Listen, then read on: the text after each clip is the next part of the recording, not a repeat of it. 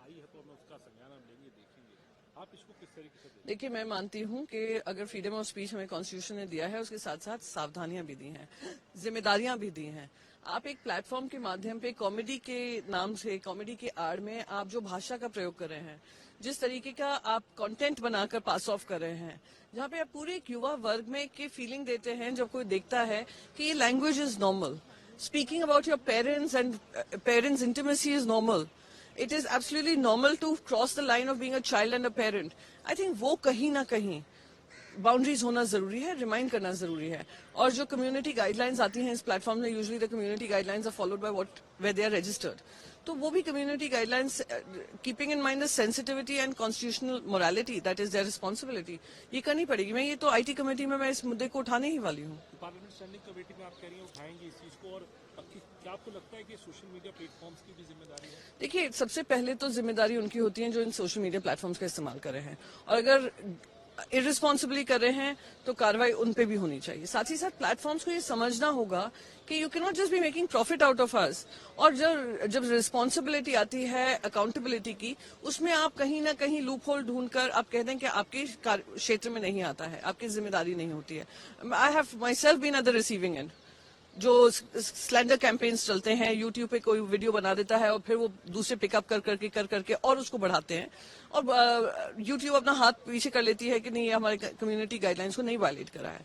So somewhere we will need to ensure कि जनता को याद दिलाएं, जनता से ज्यादा ऐसे यूट्यूबर्स को याद दिलाएं कि everything is not coming without responsibility. Your freedom of speech and your freedom for content creation also comes with certain guidelines and certain boundaries. Don't cross those boundaries. Ma'am, इसके अलावा एक बात अगर राजनीति पूछना चाहूँगा आपसे, इंडिया ब्लॉक की राजनीति, क्योंकि दिल्ली के अंदर भी कहा जा रहा है कि कांग्रेस ने कई सीटें जो है कांग्रेस के चलते आम आदमी पार्टी हारी, और इस तरीके की बात सामने आ रही है, कैसे देखते? देखिए, हमने हमारे जो न्यूज़पेपर है सामना, हमेशा दो टूक बात रखी है, सच्चाई का आईना सभी को दिखाया है। भारतीय जनता पार्टी के साथ जब हम सत्ता पक्ष में थे और उनके साथ अलायंस में थे, तभी भी हम उठाते थे, और अब कांग्रेस के साथ हैं हम वो भी उठा रहे हैं। जब हरियाणा में आम आदमी पार्टी भी खड़ी हुई थी तभी भी हमने उठाया था। कहीं ना कहीं इंडिया अलायंस जो बना था वो इस जिम्मेदारी से बना था कि हम सब अपनी प्राथमिकता ना रखें, अपनी पॉलिटिकल पक्ष की प्राथमिकता ना रखकर देश को की प्राथमिकता ध्यान में रखें, संविधान को, प्रजातंत्र को लेकर जो हमारी कमिटमेंट है उसको आगे बढ़ाएं।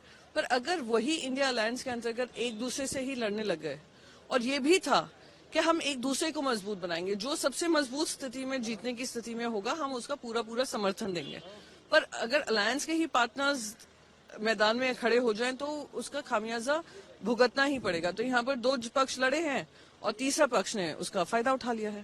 अब आगे बात इससे बढ़ गई, कई कांग्रेस के सांसद हैं तारिक अनवर साहब, उन्होंने ट्वीट करके कहा है कि 1 लाख चलो पे समझना पड़ेगा, इस तरीके की बातें आ रही। तो इंडिया ब्लॉक आज एग्जिस्ट करता है क्या? नहीं, India block in terms of commitment बिल्कुल है, पर अब ये समय आ गया है कि जब से ये लोकसभा चुनाव हुए हैं, इंडिया की सीनियर लीडरशिप मिली ही नहीं है, तो आपसी तालमेल हो, क्या आगे स्टेक होल्डर कंसल्टेशन हो, क्या स्ट्रैटेजी हो, उस पर चर्चा ही नहीं हुई है। उसके बाद हरियाणा हुआ, महाराष्ट्र हुआ, झारखंड का चुनाव हुआ, फिर अभी दिल्ली का चुनाव हुआ है, तो कहीं ना कहीं बैठकर ये जिम्मेदारी तय करनी पड़ेगी। मैं उम्मीद करती हूँ कि होगी। Of course alliance exist, but अगर कांग्रेस के ही कुछ लोग आकर सामने बात रख रहे हैं तो ये आई एम श्योर उनकी पार्टी का इंटरनल मैटर है, वो इस पर आत्मचिंतन करेंगे।